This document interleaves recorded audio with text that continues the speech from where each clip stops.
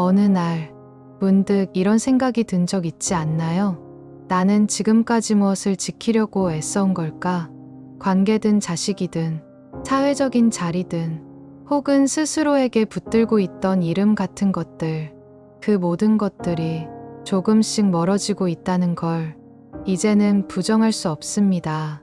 젊을 땐 붙잡아야 할 것이 너무 많았습니다. 내 자리, 내 역할, 사람들의 시선, 사랑, 성공, 이름, 놓아버리면 나 자신이 사라질 것만 같아서 필사적으로 움켜쥐었죠. 하지만 중년이 넘어서고 삶이 저물기 시작하면 우리는 본능처럼 느끼기 시작합니다. 이제는 지키는 삶보다 놓는 삶을 배워야 할 때가 왔다. 불교는 모든 것이 떠난다고 말합니다. 무상, 이 세상에 머무는 것은 없습니다. 어떤 감정도, 어떤 관계도, 어떤 인연도 그대로 남아있는 법은 없습니다. 좋은 것만 떠나는 게 아니라 소중했던 것도 떠납니다. 심지어 익숙했던 나 자신마저 조용히 멀어집니다. 중년 이후 이 변화는 더 자주, 더 확실하게 찾아옵니다. 자식은 자라고, 부모는 늙고, 관계는 멀어지고, 몸은 예전 같지 않고, 사회는 점점 당신의 자리를 조용히 정리하기 시작합니다. 처음엔 억울하고, 서운하고, 무력하죠. 하지만 부처님은 그 어떤 탁월한 말보다 단 하나의 진실을 말했습니다. 모든 것은 머물지 않고 흐른다. 이 말은 단지 덧없음을 말하는 게 아닙니다. 무너진다는 의미도 아닙니다. 흐른다는 것, 그 말은 거꾸로 말하면 모든 고통도 흘러간다는 말입니다. 모든 집착도 지나간다는 뜻입니다. 그리고 지금 놓지 않으면 나중에 놓이지 않을 수도 있다는 조용한 경고이기도 합니다. 사람은 놓아야 할 때를 놓치면 그것이 무게가 되어 남은 삶을 짓누릅니다. 사람 관계도, 가치도, 자기 존재에 대한 집착도 그렇습니다. 불교에서 말하는 놓음은 버리는 것이 아닙니다. 도망치는 것도 아닙니다. 제 자리에 돌아가게 두는 것, 그게 방아입니다. 이 이야기는 이제 그 놓는 삶을 한 걸음씩 시작하려는 당신에게 전하는 이야기입니다. 말처럼 쉽진 않겠지만, 말처럼 어렵지만은 않을 수도 있습니다.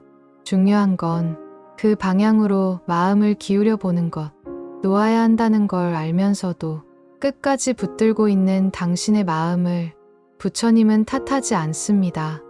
다만 조용히 이제 그만 놓아도 됩니다라고 말씀하실 뿐입니다. 살다 보면 많은 것들이 우리 곁을 떠납니다. 사람도, 관계도, 지나간 계절처럼 익숙했던 시간들도 언제 그랬냐는 듯 하나둘 사라지고 조금씩 희미해지고 마침내는 그 이름조차도 마음에서 지워집니다. 그런데 이상하지요. 떠난 것은 사라졌는데 그때의 마음은 사라지지 않습니다. 그 사람이 지금은 곁에 없어도 그와 나눴던 말, 그때의 감정, 남겨진 상처나 아쉬움은 그대로 남아있곤 합니다. 그것은 사람이 떠난 것이 아니라 내 마음 한쪽에 남아 눌러앉은 감정들입니다. 불교에서는 이것을 여운이라 부릅니다. 몸은 사라지고 현상은 지나가고 시간은 흐르지만 그 모든 작용의 여운은 의식 속에 쌓여 다음 마음으로 이어진다고 말합니다. 그래서 우리는 때때로 지금의 고통이 단지 지금만의 것이 아니라는 걸 직감합니다. 내가 지금 느끼는 이 외로움, 이 섭섭함, 이 억울함, 이 슬픔은 예전에 끝났다고 생각했던 그 일들에 미처 놓지 못한 마음에서 지금도 계속 새어나오고 있는 것일지도 모릅니다. 부처님은 모든 것은 지나간다고 하셨지만 동시에 지나간 것을 놓지 않으면 고통은 계속된다고도 하셨습니다. 사라졌지만 내 안에 여전히 살아있는 마음들, 이제는 그 마음을 조용히 바라봐야 할 때입니다. 억지로 잊으려 하지 않아도 괜찮습니다. 억지로 놓지 않아도 괜찮습니다. 중요한 건 그 감정을 있는 그대로 인정하는 순간이 있다는 것입니다. 나는 아직 그게 아팠구나. 나는 아직 그 말을 붙들고 있었구나. 나는 그 손을 지금도 기다리고 있었구나. 그 마음을 알아보는 것, 그게 놓음의 시작입니다. 불교는 놓으라고 말하지만 그 전제는 이렇습니다. 먼저 그 마음을 충분히 바라보아야 놓을 수 있다. 충분히 애썼고, 충분히 견뎠고, 충분히 붙들어 봤다면 이제는 그 마음을 한 번쯤 놓아도 괜찮지 않겠냐고 조용히 묻는 시간. 그 시간이 지금 이 순간이면 좋겠습니다. 살면서 가장 어렵고 가장 깊은 고통을 주는 것은 결국 사람입니다. 누군가와 가까워지는 것은 기쁨이지만 그만큼 멀어질 때의 상처도 깊어집니다. 그래서 사람과의 인연은 기쁨과 고통이 늘 나란히 걷습니다. 우리는 자주 말합니다. 이 사람만은 놓을 수 없다. 이 관계만은 끝나지 않았으면 좋겠다. 이 정도는 내가 감수하면 되니까. 하지만 그 마음을 오래 붙들고 있을수록 나를 잃어가는 경우가 많습니다. 누군가를 끝까지 붙들기 위해 자신의 감정, 자존감, 심지어 존재의 무게까지 서서히 깎아내는 거죠. 불교에서는 그런 관계를 집착의 인연이라고 부릅니다. 애착은 사랑이 아닙니다. 그건 사랑처럼 보이는 욕망이고 잃고 싶지 않은 두려움이며 나를 지탱하게 해줄 대상에 대한 기댐입니다. 그 기댐은 곧 무너짐의 씨앗이 됩니다. 부처님은 말씀하셨습니다. 무언가를 지키려 하면 고통이 따르고 떠나보내려 하면 마음이 흔들린다. 하지만 모든 인연은 오직 머물다가 떠날 뿐이다. 이 말은 냉정하거나 비정한 말이 아닙니다. 오히려 지금껏 누구보다 간절했던 당신의 마음을 조용히 이해하고 이제는 조금 내려놔도 된다고 말해주는 연민의 말입니다. 가까운 인연, 놓기 어렵습니다. 하지만 가까운 인연, 더 자주 놓아야 합니다. 왜냐하면 너무 가깝게 붙잡으면 그 관계가 상할 수 있기 때문입니다. 숨이 막힐 정도로 가까운 거리는 서로를 지치게 하고 언젠가는 반드시 벌어질 수밖에 없습니다. 진짜 관계는 붙잡음이 아니라 공간을 주는 것입니다. 그 사람이 떠나고 싶어질 때도 조용히 보내줄 수 있는 여유, 다시 돌아왔을 때도 원망 없이 맞아줄 수 있는 거리, 그게 바로 연기의 인연입니다. 머물 때는 머물고 떠날 때는 떠나도록 두는 것, 그러면서도 나 자신이 흔들리지 않는 것, 그건 포기나 체념이 아니라 관계의 지혜입니다. 불교는 이렇게 말합니다. 관계는 인연이 머물렀다가 제 자리를 찾아가는 과정일 뿐이다. 붙들지 않으면 상하지 않고 기다리지 않으면 미워지지 않는다. 그러니 지금 당신이 힘겹게 붙들고 있는 인연이 있다면 한번 조용히 스스로에게 물어보세요. 나는 지금 그 사람을 사랑하고 있는 걸까? 아니면 놓지 못하고 있는 걸까? 그 질문 앞에 정직해질 수 있을 때 놓음은 시작됩니다. 살아가며 우리가 가장 깊이 얽히는 관계는 다름 아닌 부모와 자식입니다. 피로 이어졌고 시간으로 함께했고 사랑이라는 이름으로 수없이 붙들고 또 기대어 왔습니다. 하지만 아이러니하게도 불교에서 가장 조심하라고 말하는 인연도 바로 이 가장 가까운 사이입니다. 부처님은 제자에게 이렇게 말한 적이 있습니다. 부모와 자식 사이도 결국은 인연이다. 인연이 닿으면 등지고 사라지는 것도 자연의 이치다. 이 말은 사랑하지 말라는 뜻이 아닙니다. 오히려 사랑이 너무 커서 그 사랑이 고통이 되지 않게 하라는 가르침입니다. 중년 이후 우리는 두 방향의 관계에서 놓지 못함을 겪습니다. 하나는 자식을 향한 마음, 또 하나는 부모를 향한 미련입니다. 자식은 점점 멀어지고 자신만의 인생을 살아갑니다. 저 아이가 잘 살아갈까? 내가 해준 게 부족하지 않았을까? 지금도 내가 뭔가 해줘야 하지 않을까? 그런 마음은 사랑처럼 보이지만 때론 통제를 내려놓지 못한 불안의 그림자일 수 있습니다. 부처님은 자식에 대해 이렇게 말했습니다. 그대가 낳은 자식일지라도 그는 스스로의 업을 짊어질 존재다. 그 말은 냉정함이 아니라 존중입니다. 자식은 내 분신이 아닙니다. 내가 살아보지 못한 인생을 대신 살아주는 존재도 아닙니다. 그는 하나의 인연으로 잠시 내 곁을 지나간 하나의 독립된 생명입니다.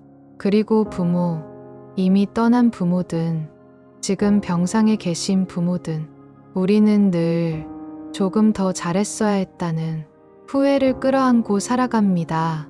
하지만 그 후회조차 사랑의 또 다른 형태입니다. 불교는 그 마음까지도 인정하라고 말합니다. 효란, 부모의 삶을 그대로 받아들이는 것, 놓지 못하는 자식은 부모의 삶을 부정하는 것이다. 자식으로서의 사랑은 붙잡는 것이 아니라 그분의 삶을 있는 그대로 받아들이는 것에서 비로소 완성됩니다. 그러니 부모와 자식 사이 그 고리 속에서 지금 너무 버겁다면 이 말을 조용히 떠올려 보세요. 가까운 사람 더 자주 놓아야 관계가 건강하게 숨을 쉰다. 놓는다고 멀어지는 것이 아닙니다. 놓아야 비로소 진짜 관계가 시작됩니다. 젊을 때 우리는 무언가를 이루기 위해 어떤 사람이 되기 위해 열심히 달렸습니다.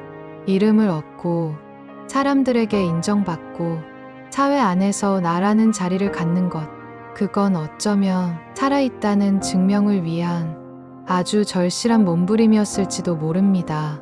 그리고 우리는 그걸 성취라 불렀습니다. 좋은 부모, 유능한 사람, 믿을 만한 동료, 괜찮은 인간이라는 이름들, 그 이름을 지키기 위해 지치면서도 아파하면서도 끝까지 내려놓지 못했지요. 왜냐하면 그 이름이 사라지면 내가 사라질 것 같았기 때문입니다. 하지만 이제 그 이름이 조금씩 흐려지고 있다는 걸 느끼고 있지 않나요? 세상은 더 이상 당신의 역할에 기대지 않고 사람들은 당신을 중심에 두지 않으며 심지어 스스로도 내가 예전만 못하다는 생각을 하게 될 때, 그때 우리는 알게 됩니다. 이 이름들은 붙잡는 것이 아니라 언젠가는 내려놓아야 하는 것들이구나.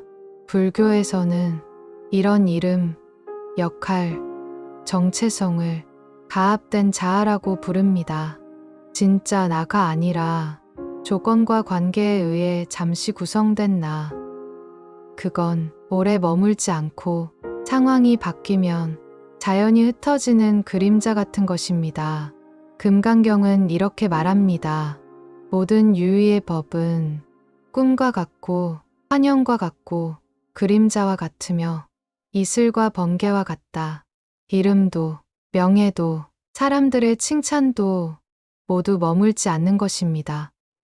그러니 이제는 그 이름들을 조금씩 내려놓아도 됩니다. 당신이 만들어낸 수많은 역할들, 그걸 지금까지 잘 해냈다는 것만으로도 이미 충분합니다. 이제는 누군가에게 보이기 위한 삶이 아니라 쉬어가기 위한 삶이 필요할 때입니다. 그건 도망이 아니라 귀환입니다.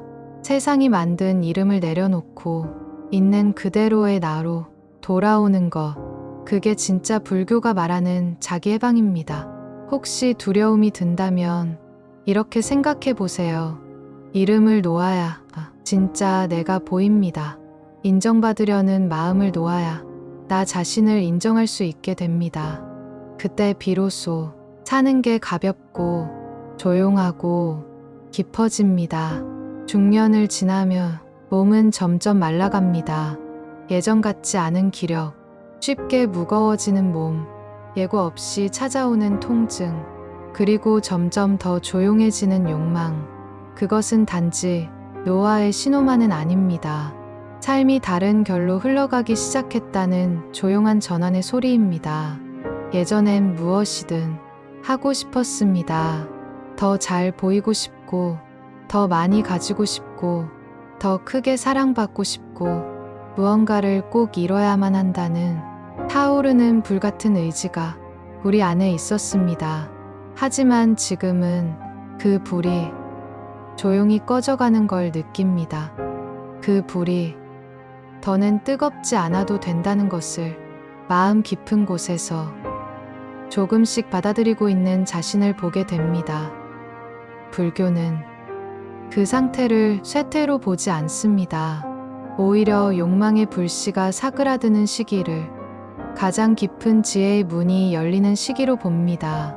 법구경은 말합니다. 탐욕이 사라질수록 마음은 가볍고 존재는 고요해진다. 욕망이 꺼지는 것은 인생이 끝나간다는 신호가 아니라 다른 차원의 감각이 열리는 준비일 수 있습니다. 지금의 당신은 예전처럼 모든 걸 갖고 싶지 않을 겁니다. 대신 더 중요한 것이 보이기 시작했을 겁니다. 말 없는 평안, 억지로 설명하지 않아도 되는 사람, 소유가 아니라 남김없이 흘러가는 하루. 그건 젊은 날의 의지로는 결코 얻을 수 없었던 삶의 결입니다. 몸이 느려지는 대신 마음은 더 정교해집니다. 욕망이 사라지면 비로소 지금 이 순간이 선명해집니다. 그리고 지금 당신이 느끼는 이 변화는 절대로 퇴보가 아니라 심화입니다. 불교에서는 욕망이 줄어드는 상태를 단순히 나이 들어가는 일이라 하지 않고 진리를 향해 비워지는 길이라 말합니다. 물론 그렇게 비워지는 과정은 낯설고 때때로 허전합니다. 이제 나는 뭘 기대하며 살아야 할까? 이런 나에게도 여전히 의미가 있을까? 그 질문 앞에 섰을 때 불교는 이렇게 답합니다. 지금처럼 욕망이 꺼져갈 때 그 속에서 진짜 나를 만난다. 그 욕망이 사라진 자리에는 남을 위한 마음이 더 많이 머물 수 있습니다. 그 욕망이 사라진 침묵 속에는 세상과 나를 분리하지 않는 고요한 연결감이 생깁니다. 당신은 덜 원하게 되었기에 더 자유로워졌습니다. 당신은 덜 가지게 되었기에 더 가볍게 움직일 수 있습니다. 그건 잃어가는 삶이 아니라 되돌아오는 삶입니다. 우리는 종종 놓는다는 말을 포기한다, 물러선다는 뜻으로 오해합니다. 무언가를 더는 붙들지 않는 사람을 보면 저 사람은 지쳤구나, 이제 그만둔 거야 하는 식으로 해석하곤 하죠. 하지만 불교에서 말하는 노음은 그런 후퇴가 아닙니다. 그건 오히려 그토록 원하던 곳에 도달했을 때 비로소 할 수 있는 태도입니다. 유마경은 이렇게 말합니다. 잡는 마음이 사라지면 진실에 다다른다. 그 말은 놓는다는 것이 결국 도달하는 길이라는 뜻입니다. 무엇에 도달하느냐고요? 자유에, 평온에, 그리고 진짜 나에게. 삶은 마치 계속해서 무언가를 쌓아가는 과정처럼 보입니다. 어릴 땐 지식을, 청년기엔 성취를, 중년엔 책임을, 그리고 이름과 관계와 역할을 하나둘 얹어가며 스스로를 만들어갑니다. 하지만 인생의 후반부에 이르면 그 모든 것이 다시 내려놓아야 할 짐이었다는 사실을 깨닫게 됩니다. 그렇다고 그것들이 쓸모없었다는 건 아닙니다. 그 무게들을 감당하고 걸어왔기에 지금의 내가 있고 그 시간을 통과했기에 비로소 놓는 삶이 가능해진 것입니다. 그러니 놓는다는 건 그 모든 여정을 부정하는 것이 아니라 그 여정의 끝에 마침표를 찍는 일입니다. 놓음은 끝이 아니라 머무름 없이 흐르는 삶의 자연스러운 이음입니다. 누군가를 놓고 어떤 마음을 놓고 더는 가지지 않기로 하고 더는 애쓰지 않기로 할 때 우리는 비로소 삶의 가장 단단한 바닥에 닿게 됩니다. 그 바닥은 허무가 아닙니다. 조용하고 부드러운 지지감, 그 어떤 것도 더 채우지 않아도 되는 온전한 자리, 그게 불교가 말하는 놓음의 경지입니다. 지금 당신이 무언가를 놓으려 하는 마음이 들었다면 그건 후퇴가 아니라 삶의 완성을 향한 전환입니다. 놓는다는 건 지는 것이 아니라 이제는 달리지 않아도 괜찮다는 삶의 사인을 받아들이는 것입니다. 그리고 그 순간부터 당신은 어디에도 기대지 않아도 서 있을 수 있는 내면의 고요한 중심에 도달하게 됩니다. 놓는다는 것, 그건 단순히 무언가를 버리는 일이 아닙니다. 그건 내 안에서 더는 붙들지 않아도 괜찮다고 스스로에게 허락하는 일입니다. 그리고 그 허락이 남김없이 이루어졌을 때 불교는 그것을 해탈이라 부릅니다. 해탈은 수행자나 성인의 이야기만이 아닙니다. 특별한 능력이 있는 사람에게만 주어지는 경지도 아닙니다. 그건 우리 모두가 살아가며 조금씩 닿아가는 자리입니다. 세상을 붙들었던 손을 천천히 거두고 마음을 올감했던 줄을 하나하나 풀어내며 마침내 나 자신조차도 붙들지 않게 되는 곳. 우리는 삶에서 많은 것을 얻으려 애쓰지만 사실 진정한 평안은 무엇도 남기지 않고 놓을 수 있을 때에 찾아옵니다. 그 놓음의 순간 마음은 아주 가볍고 공기는 아주 부드럽고 삶은 마치 아무 일도 없었다는 듯 조용히 흘러갑니다. 그 고요함 속에서 우리는 깨닫게 됩니다. 나는 이 삶을 충분히 걸어왔다. 이제는 보내줄 수 있다. 지금까지 무언가를 지키느라 애쓰셨던 당신, 참 많이도 버텨오셨습니다. 사람도, 역할도, 기억도, 자존심도, 사랑도, 그 모든 것들을 하나도 놓지 않으려 애썼던 그 마음이 있었기에 지금의 당신이 있습니다. 그리고 이제 그 마음에게 이렇게 말해줄 수 있습니다. 고맙다. 이제는 놓아도 된다. 놓는 삶은 사라지는 삶이 아닙니다. 그 비워지는 자리에 고요함과 평화가 찾아드는 삶입니다. 그건 지워지는 것이 아니라 깨끗해지는 것입니다. 그것이 바로 불교가 말하는 해탈입니다. 이제 당신이 놓아야 할 그 무언가가 조금은 더 가벼워졌기를 바랍니다. 어쩌면 오늘은 완전히 놓지 못했을 수도 있습니다. 하지만 괜찮습니다.